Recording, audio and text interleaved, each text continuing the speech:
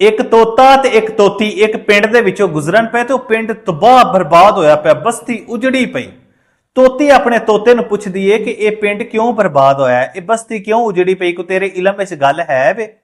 अगों तोते दे मूंह यह गल निकल गई कि बस्ती ओ उजड़दी है, पिंड ओ उजड़दे ने जिथे उल्लू रहन लग पैण, जिथे उल्लुआं दा बसेरा हो जाए वो बस्ती उजड़ जांदी। तोते ने जदों यह गल कीती ना ते उत्थे एक उल्लू बैठा होया सी। उल्लू भी उड्या ते उन्हें तोते ते तोती नूं फड़ लिया। आख्या मैं तुहाडे नाल एक जरूरी गल करनी ते आओ बह के करनी है। उन्हें आख्या नहीं साडा सफर बड़ा लम्मा है ते असीं जाना, सानू इजाजत दे। उल्लू बड़ा ताकतवर जानवर हुंदा, तुहाडे इलम विच गल होनी चाहिदी। चलो उल्लू ने आख्या कि तुसीं इत्थे रात गुजारो, सफर तुहाडा लम्मा है ते सुबह तुसीं टुर जाया जे। तोता ते तोती आखन लगे नहीं नहीं सानू इजाजत दिओ। उन्हें कहा नहीं कोई इजाजत नहीं, तुसीं इत्थे रात गुजारनी है। मुड़ो डाडा सी उहदे अगे की गल करनी सी। उन्हें कहा ठीक है जी असीं रात गुजारने। तोती ते तोते दोवें ने उल्लू दे सामने रात गुजार लई। सवेरे जदों तोता ते तोती जान लगे ना ते उल्लू ने रोक लिया।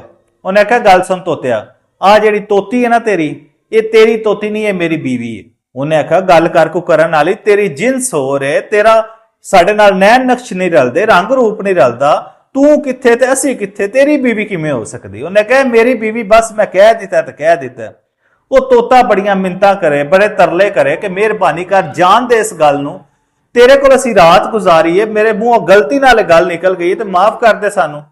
उन्हें आख्या नहीं नहीं ये गल ही कोई नहीं, तेनू कह दिता है ना कि ये बीवी मेरी है ते मेरी है बस। वो अगों मिन्नतां करन लग पिया, तरले करन लग पिया। उस आख्या मिन्नतां तरले ना कर, इत्थे कां है, साडा सारे फैसले ओ करदा है, साडा फैसला भी ओ कर देगा, जिवें उन्हें आख्या उंज कर लां।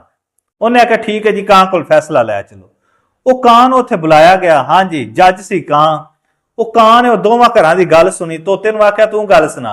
तोते ने आख्या भी गल इह कि आ जिहड़ी मेरी बीवी है ना तोती, उल्लू आखदा कि यह मेरी बीवी है, तुसीं इहदे कोल पुछो कि इहदे कोल की दलील है। चलो मेरे कोल ते दलील है वे असीं हम जिन्स हां, साडे कोल सारा सबूत है। इहदी ते हम जिन्स भी नहीं, इहदे नाल साडा रंग रूप भी नहीं रलदा, इहदी बीवी किवें बन गई। अगों कां ने उल्लू कोल पुछया कि हाँ वी दस तेरी बीवी किवें बन गई। उल्लू आंदा मेरे को दलीलां ते कोई नहीं, बाकी ये मेरी बीवी है, मैं आख दिता बस। उन्हें आख्या नहीं तू दस ते सही, दलील ते दे। जदों ने गल कीती ना कां ने, ते उल्लू ने उहदे अखां भर के वेखिया गुस्से नाल। ते कां ने जदों अखां वेखियां ना ते उन्हें आख्या जी मैं तुहाडे दोवां घरां दीयां गल्लां सुन लईआं ने ते गल्लां सुन के मैं इस फैसले ते पहुंचिया कि ये जिहड़ी बीवी है ना तोती, ये उल्लू दी बीवी है। वो कां बड़ा हैरान होया। उन्हें आख्या भी ये तुसीं किहड़ा फैसला कर दिता। वो जज ने आख्या चुप करके टुर जा, जे जाने ते जान दी लोड़ ही ते ये बीवी इत्थे छड़ जा ते उड़ जा, इत्थों टुर जा। वो बेचारा मजबूर हो गया। उन्हें आख्या मेरी इत्थे सुनी नहीं जानी, मैं चंगा फस गया। वो उड़ गया, चला गया। पिछे उल्लू भी चला गया। उन्हें आख्या गल सुन मेरी, अपनी बीवी लै जा।